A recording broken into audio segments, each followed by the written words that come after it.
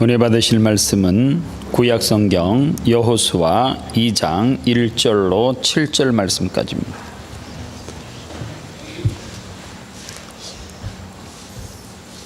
여호수아 2장 1절로 7절 말씀까지입니다.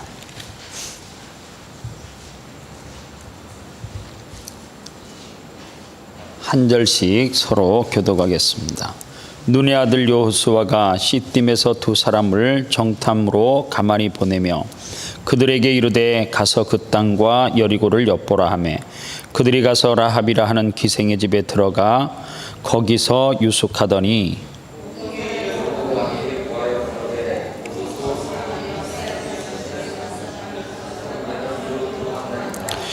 여리고 왕이 라합에게 기별하여 가로되 내게로 와서 내 집에 들어간 사람들을 끌어내라. 그들은 이 온 땅을 탐지하러 왔느니라.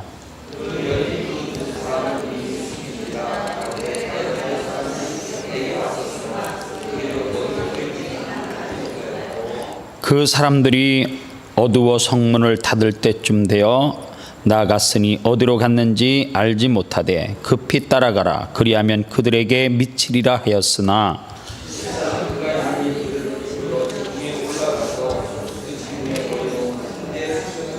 같이 봅니다. 그 사람들은 요단 길로 나루터까지 따라갔고 그 따르는 자들이 나가고 성문을 닫았더라. 아멘. 한국의 캠프 소식을 좀 여러분들에게 알려드리고 말씀을 전하겠습니다.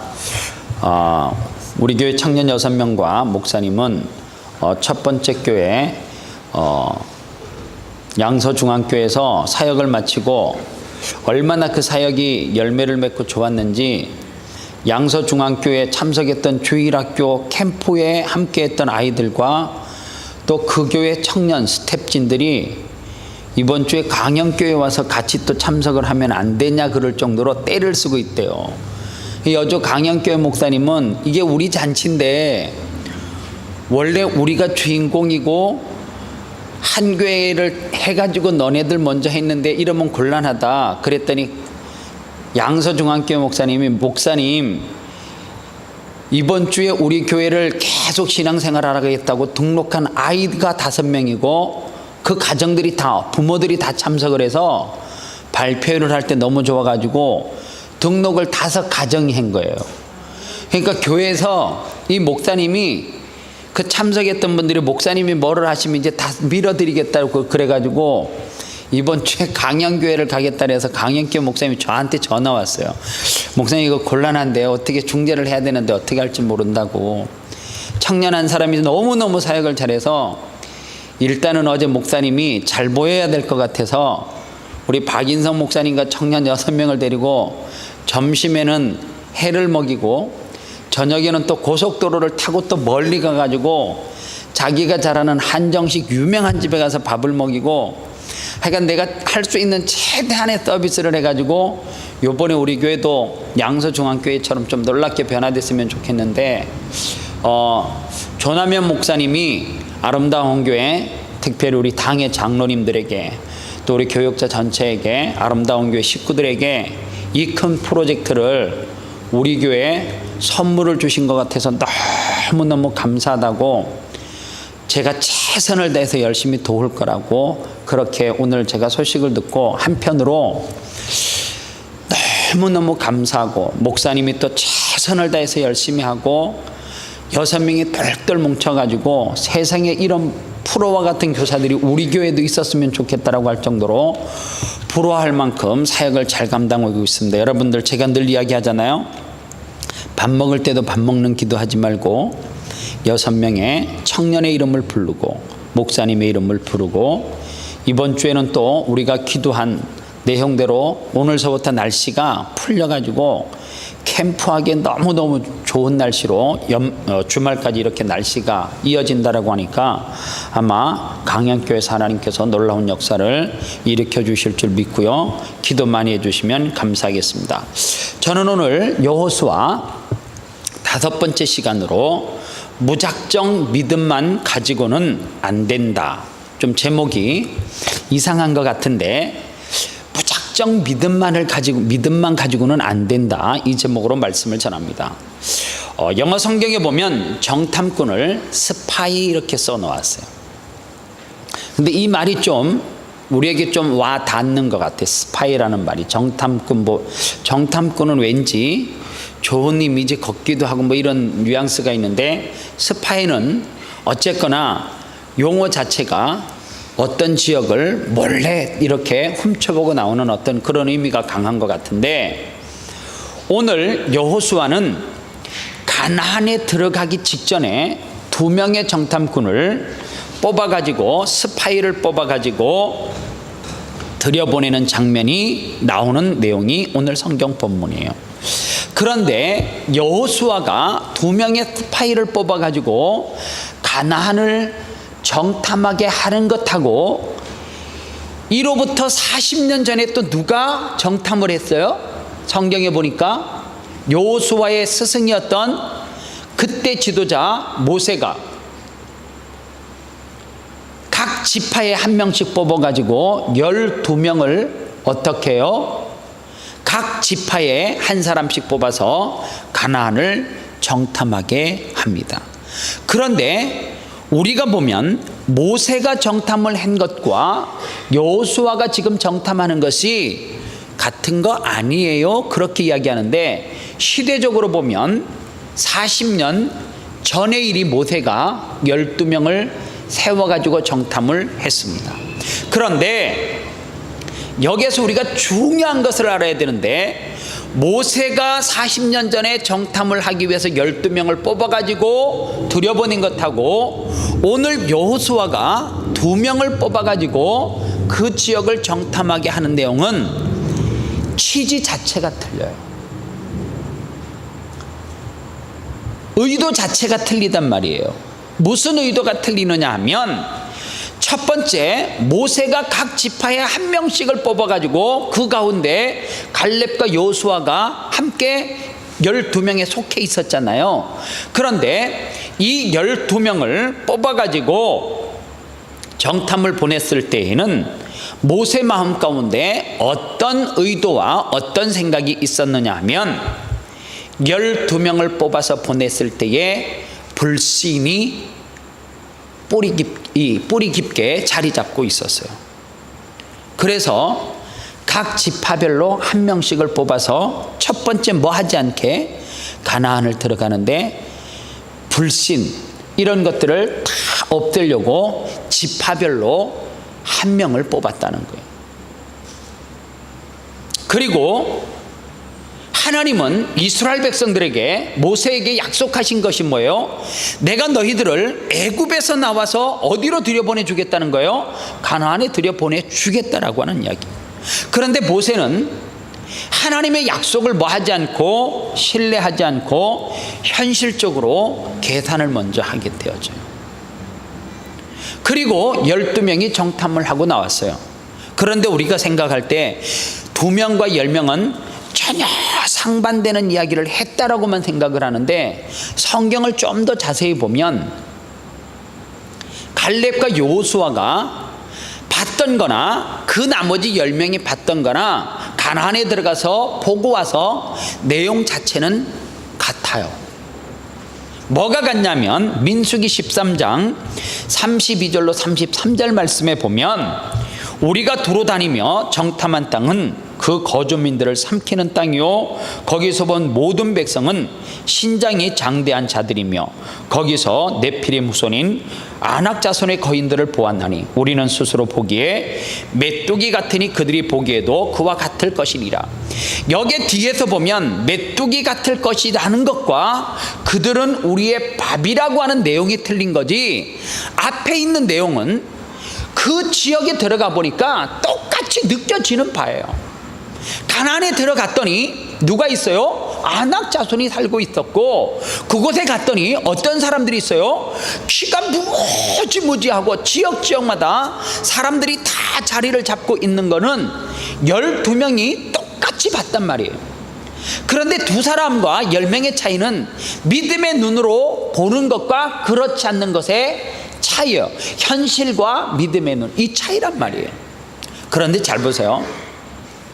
이 12명이 보고하는 이야기를 듣고 백성들은 누구 이야기에 귀를 기울이고 10명의 이야기에 귀를 기울이고 그들이 보고한 내용을 듣고 난 다음에 성경은 통곡하기 시작했다는 거예요. 백성들이. 그리고 2명, 그들은 우리의 밥이다 라고 했던 사람들을 돌을 들어서 이스라엘 백성들이 쳐 죽이려고 하는 거예요. 모세가 생각했던 것은 뭐예요? 의도는 하나님의 약속을 신뢰하지 않고 뭐했어요? 현실을 보면서 따라왔던 지파마다 불신을 다 불식시켜버리고 그리고 좀 이렇게 힘을 못 얻어서 가기를 원했는데 그 백성들의 결과물은 어떻게 나타났어요? 불신과 좌절 그리고 통곡하는 일들이 벌어지더라고 하는 사실입니다. 민수기 14장 7절로 8절에 보면 우리가 애굽 땅에서 죽었거나 이 강야에서 죽었으면 좋았을 것을 어찌하여 여호와가 우리를 그 땅으로 인도하여 칼에 쓰러지게 하려 하는가. 이게 지금 백성들의 전체, 그 공동체 전체가 안고 있는 아픔이라는 거예요. 오늘 그렇기 때문에 교회도 영적인 공동체 아닙니까? 한번 제가 여러분들에게 물어볼게요. 교회는 민주주의적인 방법이 옳아요? 아니면 독재가 옳아요? 뭐가 옳아요? 교회 공동체는 좀 누가 독재 비슷하게 끌고 가는 게 옳아요? 아니면 민주주의적인 방법으로 이렇게 하는 게 옳아요? 뭐가 옳아요? 머리 너무 복잡하게 하지 마세요. 독재는 목사님 저 혼자 끌고 가는 방법이고 이렇게 머리 이렇게 복잡하게 쓰지 말고요. 그냥 생각에 교회 공동체는 영적인 공동체인데 민주주의적인 방법으로 다수결에 의해서 결정하는 게 옳습니까? 아니면 어떤 사람의 독재에 의해서 좀 이렇게 힘으로 쭉 끌고 가는 게 옳아요? 제가 그냥 독재? 제가 독재 할까요? 장로님이 하실래요? 이게 이제 헷갈리는 문제인데 제가 장로님이 말씀하시는 의도는 알겠어요. 리더가 강력한 카리스마를 가지고 확 추진력 있게 힘있게 끌고 가는 거 독재라고 제가 표현을 하니까 그런데 그렇게 가는 게 교회는 어쩌면 덜 이렇게 잡음이 없을 것이다. 또 한편으로 교회는 공산주의는 아닌데 사상으로 본다면 민주적인 방법이 옳을 수도 있지 않겠는가 라고 말하기에는 옳은 것 같기는 한데 지금까지 경험으로 보면 그렇게 오면 교회가 너무너무 시끄러워서 배가 산으로 가, 사공이 많으면. 그래서 또 그것도 헷갈리는 거예요. 그래서 결론이 뭐냐면 교회는 독재도 옳지 않고 민주주의적인 방법도 사실은 옳지 않습니다. 오늘 모세가 실패한 원인이 뭐냐면 독재도 아니고 다수결도 사실은 아니야. 그런데 잘 보면 여러분들 오늘 뒷부분에서 다음 시간에 생각할 수도 있고 오늘 생각할 수 있는데 시간상으로 보면 또 하나 우리가 중요한 문제가 나와요. 제가 살짝 언급하고 갈까요? 이스라엘 백성들이 여호수아가 2명의 정탐꾼을 보냈을 때에는 목적이 뭐냐 하면 이제 우리가 그 지역을 확신을 갖고 들어갈 거예요. 그런데 확신 가운데 뭐가 있는 거예요? 명확한 계획. 그러니까 지형을 정확하게 살피고 이 지역에 가면 계곡이 어디에 있고 협곡은 또 어떻게 되어져 있고 사람은 얼마나 살고 있고 우리가 어떤 방법으로 이 지역에 기물들을 이용할까, 자연지형을 이용할까 명확하게 지형을 탐지하기 위해서 가나안에 들어가기 3일 전에 정탐꾼을 보냈단 말이에요. 그런데 여호수아의 의도는 뭐예요? 하나님이 주신 땅은 확실해요. 그런데 뭐가 있어요? 하나님이 우리에게 주셨다라고 할지라도 뭐가 있어야 된다는 거예요? 철저하게 계획을 우리가 해야 된다는 거예요. 왜 믿음만 가지고 안 되느냐? 사람들은 그래요. 이거 하나님이 된다는 거 믿음만 있으면 된대. 근데 여러분들 비즈니스를 할 때에도 마찬가지예요. 몫이라 그러잖아요. 왜 자리를 봐요? 위치를 봐요. 어떤 집은 같은 건물에 들어갔는데 어떤 물품을 파느냐에 따라서, 어떤 음식을 파느냐에 따라서 2층이 될 수도 있고 안 될 수도 있고, 그렇잖아요. 1층은 잘 되는데 2층은 안 돼요. 왜 안 될까? 막 그런 계획은 우리가 해야 된다는 거예요. 그런데 여호수아가 여기서 이제 정탐꾼을 보내고 난 다음에 뭐 만남이 우연인지 뭔지는 모르겠지만, 유행가 가사 같지만, 왜 하필이면 그 많은 사람들이 살고 있는 지역 가운데, 또 사람들 가운데, 여러 부류의 사람 가운데 기생 라합이라고 하는 집에 갔을까? 이것도 하나 하고, 그 다음에 우리가 깊이 생각해야 되는 거, 오늘 성경을 여러분들이 읽으셔서 알지만 기생 라합이 정탐꾼을 숨겨주는 것은 좋은 의도였어요. 그죠? 그렇지 않아요? 그냥 막 숨겨줬을 건 아닐 거 아니에요. 그죠? 그에게 뭐 과거에 신앙생활을 좀 했던지 뭐 했던지 뭐가 있었는지는 모르겠지만 하여간 정탐꾼을 찾아왔을 때 숨겨줬어요. 그런데 그 지역은 누가 지금 다스리고 있어요? 성경에 보니까 여리고의 왕이라고 하는 사람이 스파이가 왔다라고 하는 이야기를 듣고 난 다음에 누구 집에 들어간 것도 명확하게 알고 가서 라합에게 물었어요. 그랬더니 기생 라합이 뭐라 그래요? 집에 있는데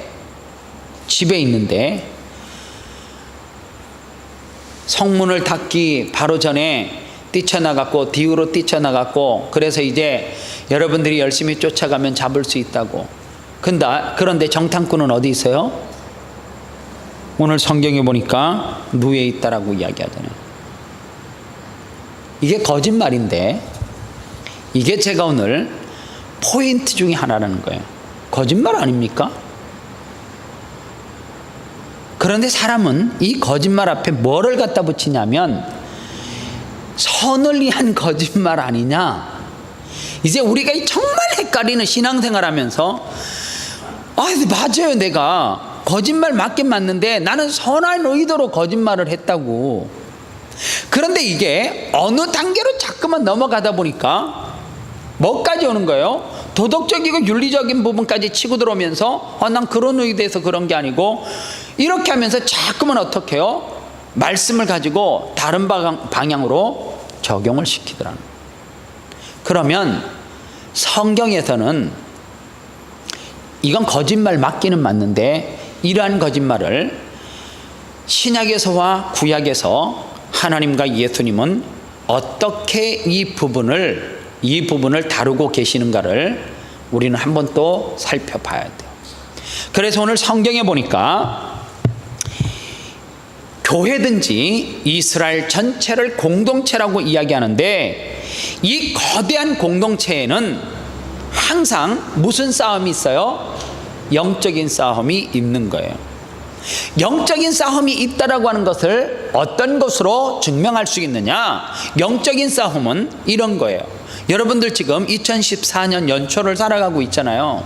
송구영신 예배를 드리면서 새해가 들어서면서 여러분들은 내가 올해는 영적으로 이렇게 살아야 되겠다, 이렇게 말씀대로 살고 이렇게 예배하고 이렇게 뭐하고 막 세워놓잖아요. 그러면 마치 마귀는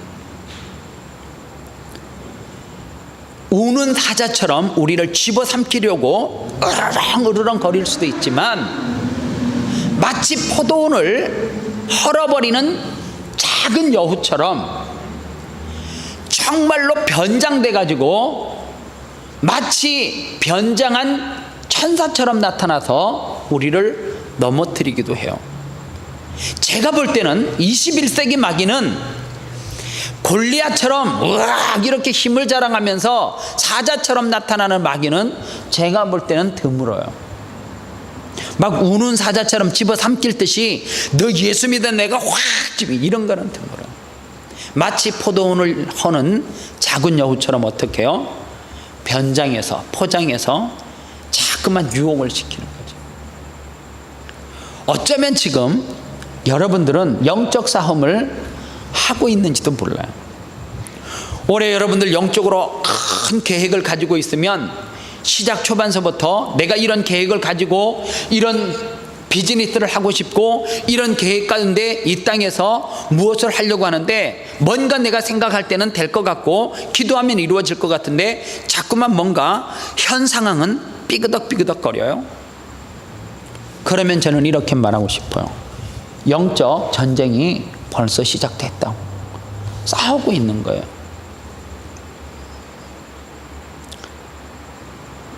영적 싸움을 지금 여러분들이 싸우고 있는데 이 영적 싸움을 이기기 위해서 어떻게 해야 되느냐? 첫 번째 필요한 게 하나님 앞에 하나님을 신뢰하고 믿고 기도하는 거예요. 제가 주일날 그랬잖아요. 믿음이 뭐냐? 믿음은 바라는 것들이 실상이요 보지 못한 것들의 증거래. 믿음이 뭐예요? 여러분들에게 내가 물어. 믿음이 뭐예요? 믿음이 보여요? 매일 믿음을 보고 하나님을 보고 믿어요? 아니잖아. 하나님은 잘 안 나타나요. 생각처럼 여러분들 주님이 나와 동행한다라는데 일할 때 주님이 내 옆에서 동행하는 걸 느껴요? 예배할 때 주님이 내 곁에서 같이 예배하는 걸 느껴요? 쉽지 않습니다. 밤에 잠을 자는데 물어볼게요.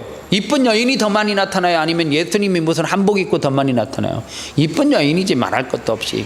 이쁜 멋있는 남자가 더 많이 나타나요? 아니면 예수님 형상으로 된 그런 분이 더 많이 나타나? 여러분들 꿈에 나타나는 예수님은 어쩌면 그분은 그런 형상의 얼굴을 가지고 있지 않을 가능성이 많아요. 하도 여러분들 예수님의 초상화를 하가들이 그린 거를 복사하고 변질된 것을 보다 보니까 그냥 예수님은 가시관 쓰고 강대뼈 나오고 긴 이렇게 두루마리 같은 거 거치면 그게 예수님으로 착각하는데 아닐 수도 있다는 거지. 아닐 수도. 그러면 보세요. 내 삶 가운데 하나님과 동행하고 있다는 것을 믿음으로 어떻게 반증할 수 있냔 말이에요. 이게 힘든데 그러면 그 사람에게 믿음이 있다 없다 뭘로요? 기도밖에 그 믿음을 증명할 방법이 없지 않습니까? 기도밖에.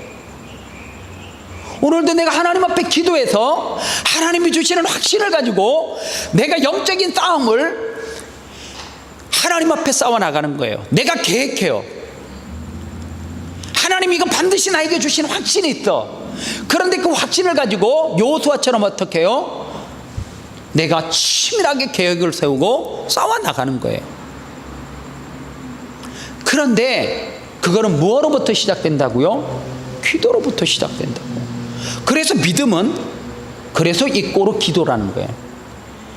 내가 오늘도 하나님 앞에 기도해서 내가 하나님 앞에 부르짖어서 하나님 내가 오늘도 예배 가운데 나왔습니다. 하나님 오늘도 내가 이 일을 시작합니다.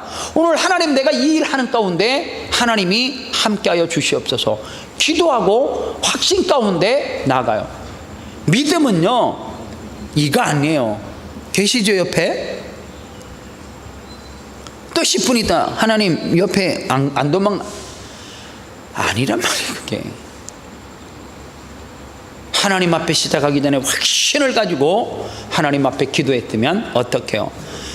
하나님을 신뢰하고 그리고 어떻게 하는 거예요? 믿음으로.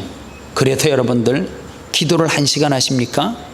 그러면 삶의 현장에서 확실한 계획을 가지고 하나님이 이 일 가운데 도우실 것을 믿고 내가 그 다음부터 어떻게 하는 거예요?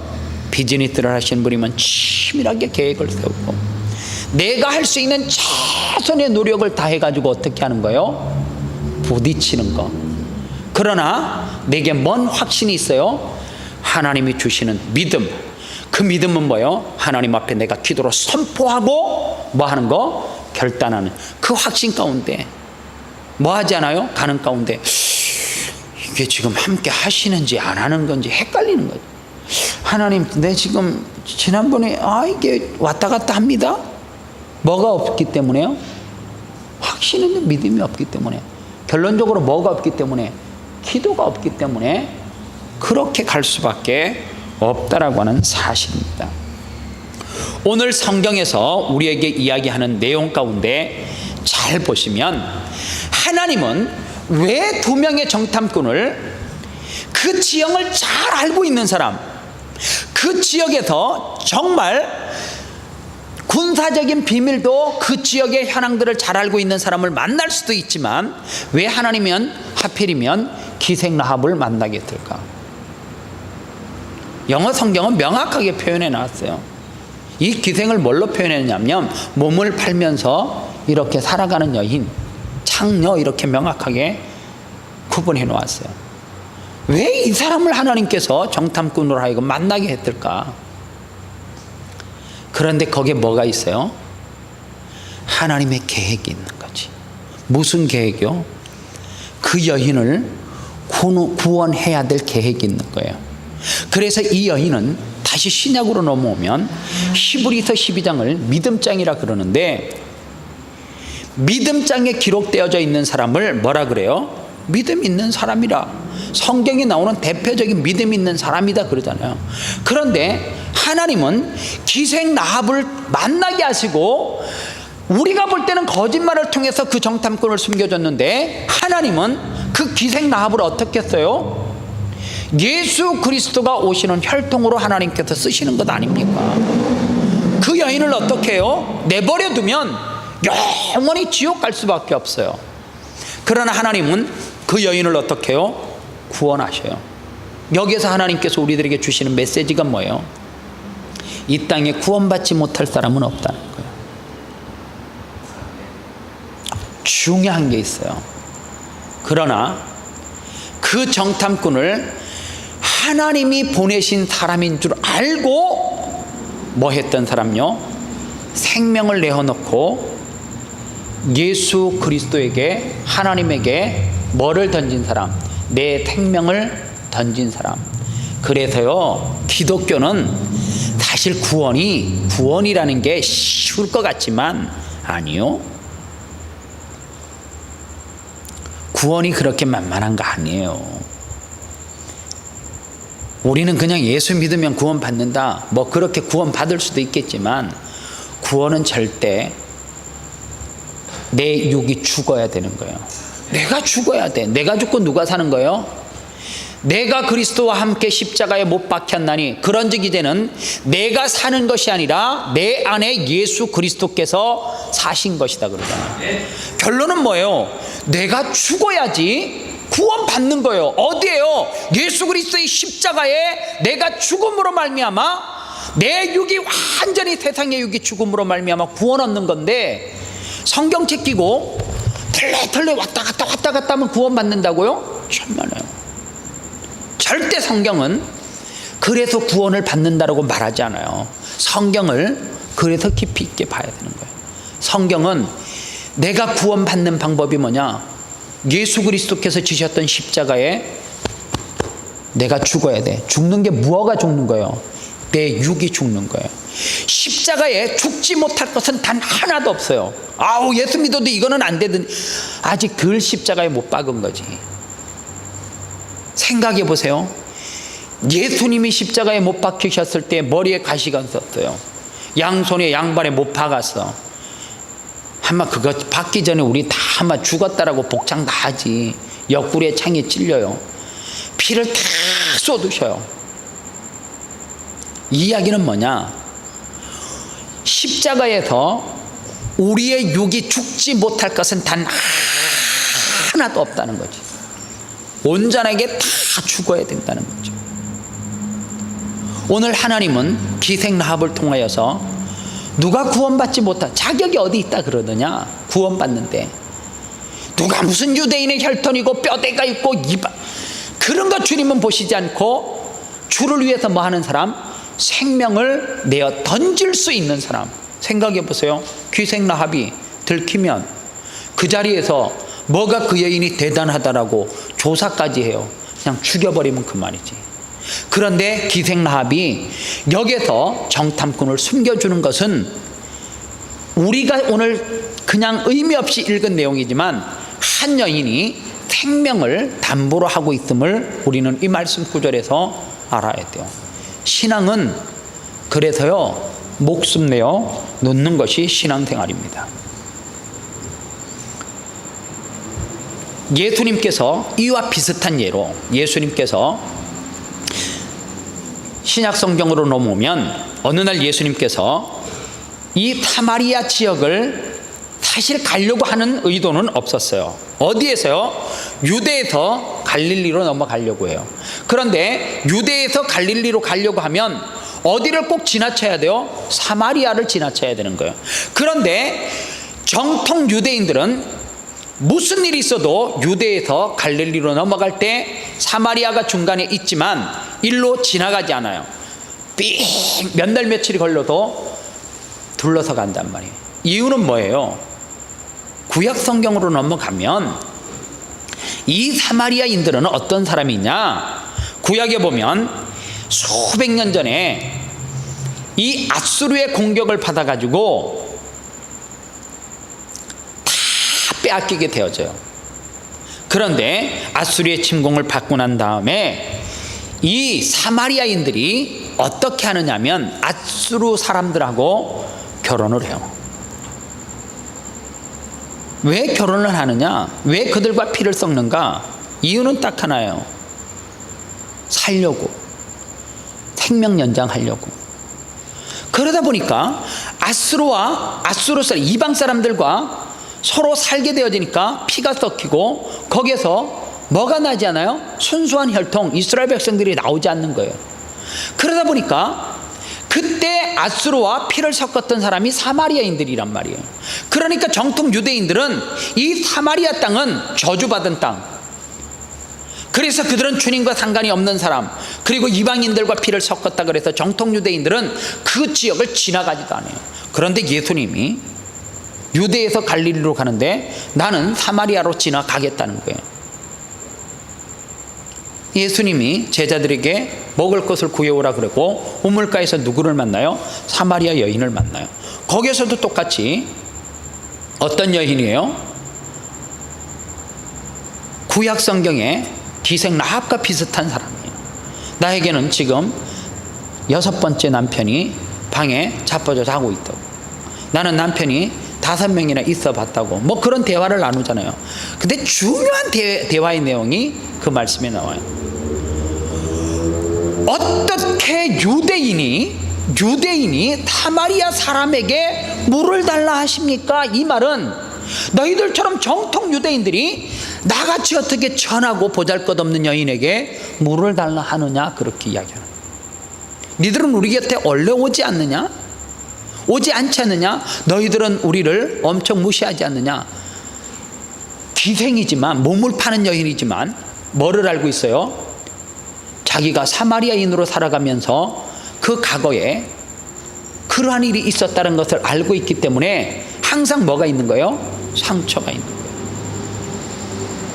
그런데 예수님이 뭐라 그래요? 네가 주는 물은 목마른데 내가 주는 물은 마시면 영원히 목마르지 않다고. 그리고 그 우물가에 찾아온 사마리아 여인을 어떻게 해요? 만나 주시잖아요. 주님의 구원은 어떤 사람에게 한정되어 있는 것 아니에요. 누구에게만 혜택을 주는 것 아니에요.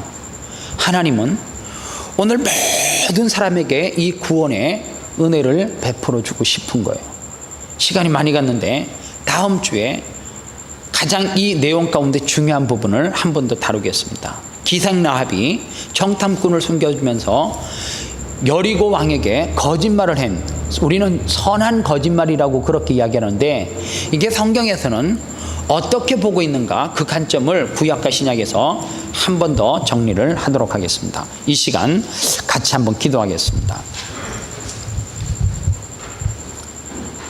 자격 없는 사람은 한 사람도 없어요. 제가 볼 때는 우리는 적어도 도덕적으로 윤리적으로 기생 라합과 우물가에서 물을 기르러 한 달에 나왔던 사마리아 여인보다는 도덕적으로 윤리적으로 때묻지 않았다라고 말할 수도 있을 거예요.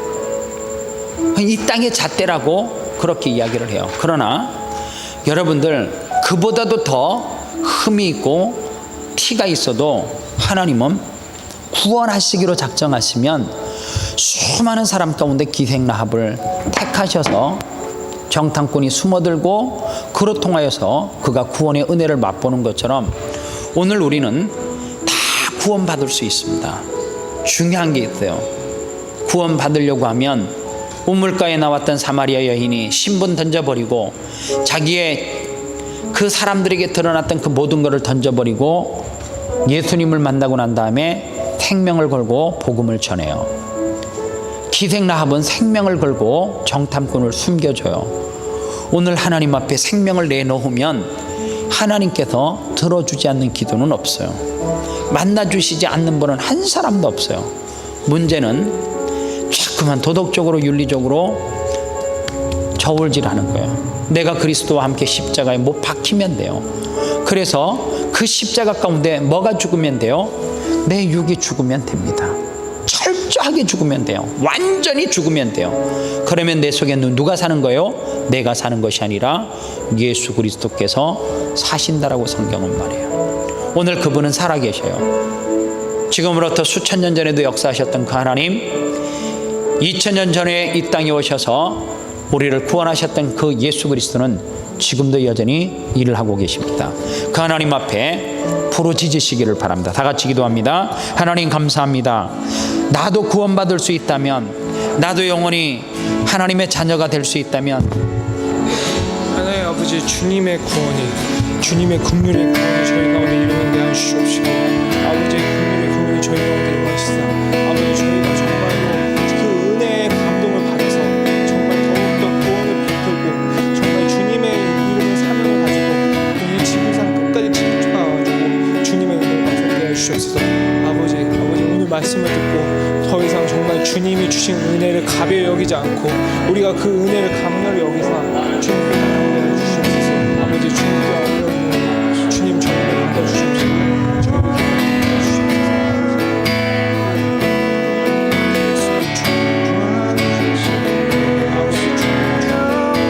우리가 정말 믿음을 가지고 확신을 가지고 아버지, 저희 자신을 죽이고 주님이 주신 은혜를 가지고 확신을 구원의 시험을 받을 수 있게 해주시옵시고, 주님이 주신 은혜를 가벼이 여기지 않고 우리가 정말 그 은혜를 받고 나가서 행함으로써 다른 사람을 구원할 수 있는 은혜를 또 우리에게 허락하여 주시옵소서. 아버지의 은혜가 이 땅 가운데 충만케 하여 주시옵시고, 그 은혜를 가지고 저희가 행할 때 하나님의 나라가 이 땅 가운데 임하게 하여 주시옵소서.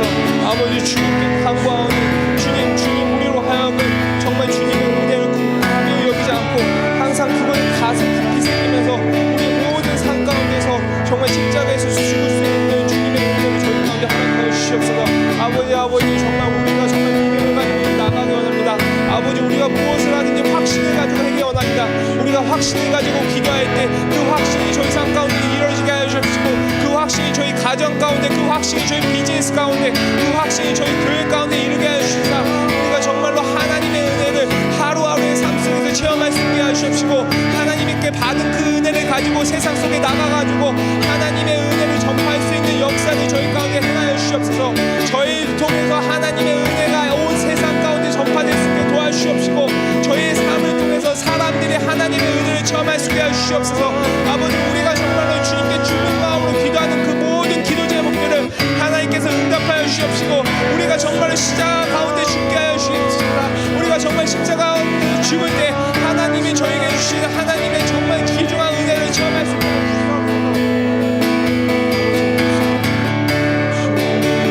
아버지, 이번에는 나라와 민족을 위해 기도하기 원합니다. 구원의 국률이 하나님의 은혜가 하나님의 나라 가운데 임할 수 있게 달라고, 한국 땅을 위해서, 호주 땅을 위해서, 전 세계를 위해서 하나님의 은혜가 임할 수 있게 달라고 다 같이 기도하시기 원합니다. 기도합시다. 하나님 아버지, 우리가 정말로 한국 땅을 위해서 기도합니다. 하나님, 한국의 지도자 대통령도 주님 하나님의 뜻대로 임할 수 있게 해주시옵소서. 대통령도 하나님의 은혜를 체험할 수 있게 도와주시옵시고, 호주 총리도 하나님의 은혜를 체험할 수 있게 하시사 그들이 하나님의 은혜를 가지고 국정을 운영할 수 있게 하시옵소서. 아버지, 정치계를 주님께 올려드립니다. 아버지, 우리가 믿음을 가지고 확신을 가지고 정치계를 주님께 올려드리니 정치계에 하나님의 나라가 임하게 하여 주시옵소서.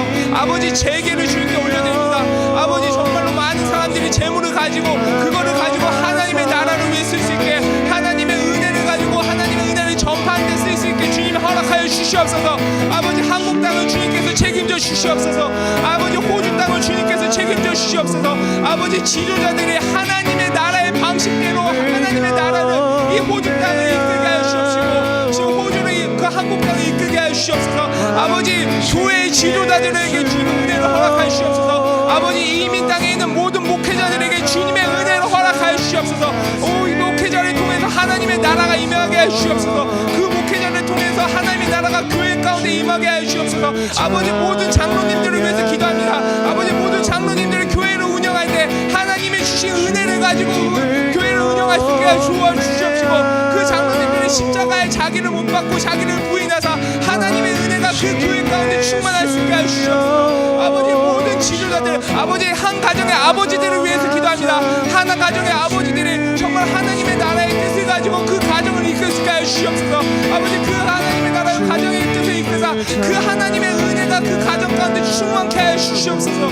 아버지 주의 하나님의 나라가 이 호주 땅과 한국 땅과 전 세계에 임하게 하여 주시옵소서.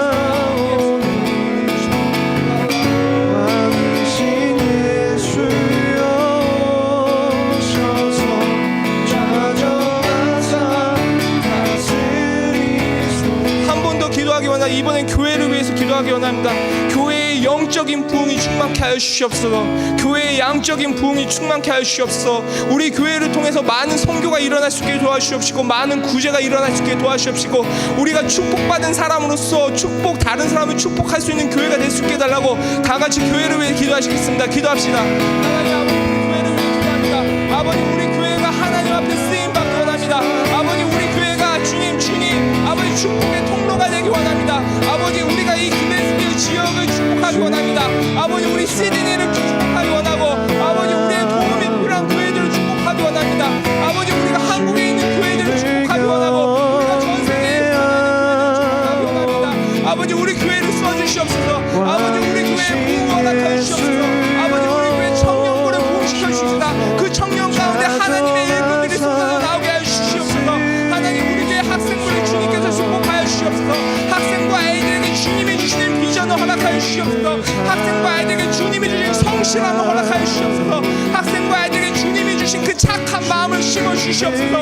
그리하여서 그 아이들이 자라나서 이 땅을 정말 바꿀 수 있는, 이 땅을 하나님의 나라를 바꿀 수 있는 아이들을 주님께 키워주시옵소서. 아버지 우리 주일학교를 위해서 기도합니다. 아버지 교육부서를 허락하여 주시다. 그 아이들 가운데 하나님을 사랑할 수 있는 마음을 심어 주시옵소서. 하나님을 자기 목숨보다 더 사랑할 수 있게 하는 축복을 허락하여 주시옵소서. 이 세상에 어떤 환난과 고통이 와도 하나님을 사랑할 수 있는 그 마음을, 그 주일학교 마음을 심어 주시옵소서. 자기 이웃을 자기 몸같이 사랑할 수 있는 마음을 그 주일학교 아이들 마음에 심어 주시옵소서. 그리하여서 그 아이들이 그 마음을 가지고 나중에 자라나서 하나님을 사랑하고 하나님의 사랑할 수 있는 축복을 그 가운데 허락하여 주시옵소서. 아버지 우리 교회가 이제 준비가 돼가고 있습니다. 아버지 저희 교회로 하여금 부흥을 감당할 수 있는 교회가 되게 하여 주시옵소서. 아무리 많은 성도들이 와도 우리가 그 사람들을 사랑할 수 있는 마음을 허락하여 주시옵소서. 그리하여서 정말로 우리가 그 마음을 가지고 정말 다른 사람들을 섬길 수 있는 교회가 되게 하여 주시옵소서. 우리 교회를 통해서 더 많은 선교가 일어날 수 있게 하여 주시옵소서. 아버지 양성중앙교회 정말 모든 한국의 교회들을 우리 교회를 통해서 축복하게 하여 주시옵소서. 아버지 저희 교회에 복을 허락하여 주시옵소서. 저희 교회를 축복하여 주시옵소서. 우리가 주님께서 축복해 주시면 더욱더 주님을 사랑하겠습니다.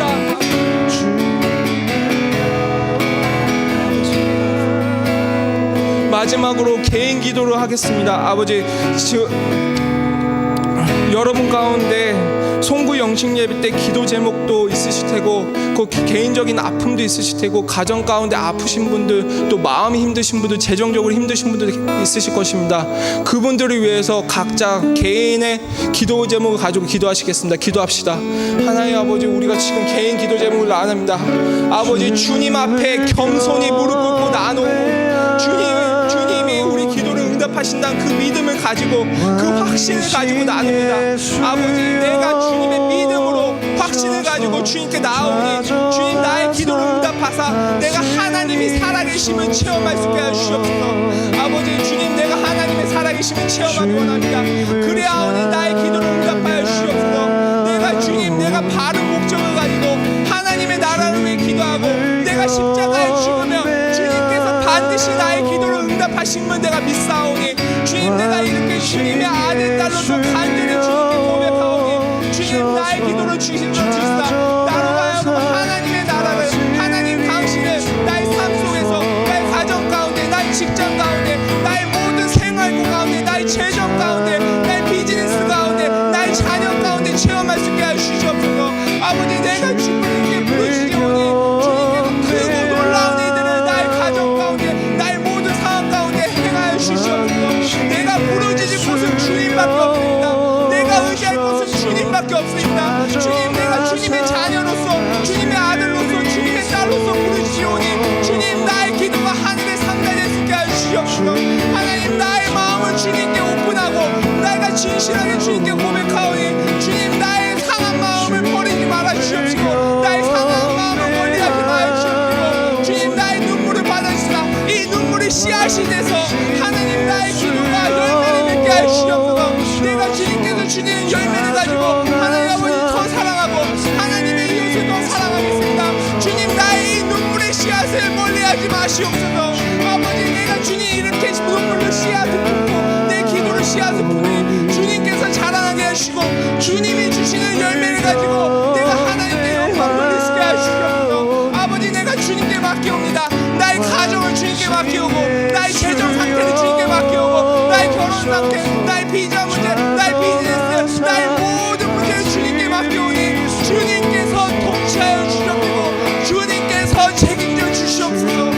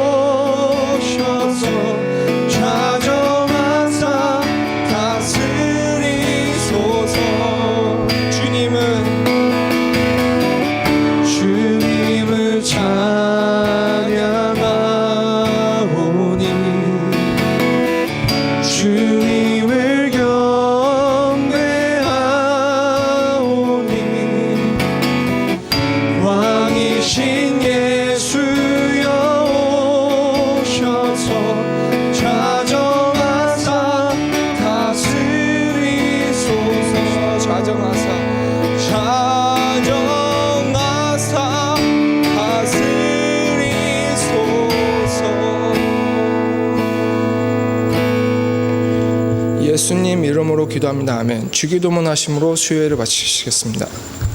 하늘에 계신 우리 아버지여, 이름이 거룩히 여김을 받으시오며 나라의 마옵시며 뜻이 하늘에서 이루는 것 같이 땅에서도 이루어지리라.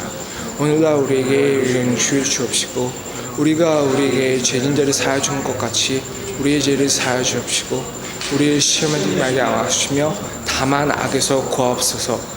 대개의 나라와 권세와 영광의 아버지께 영원히 믿사옵나이다. 아멘.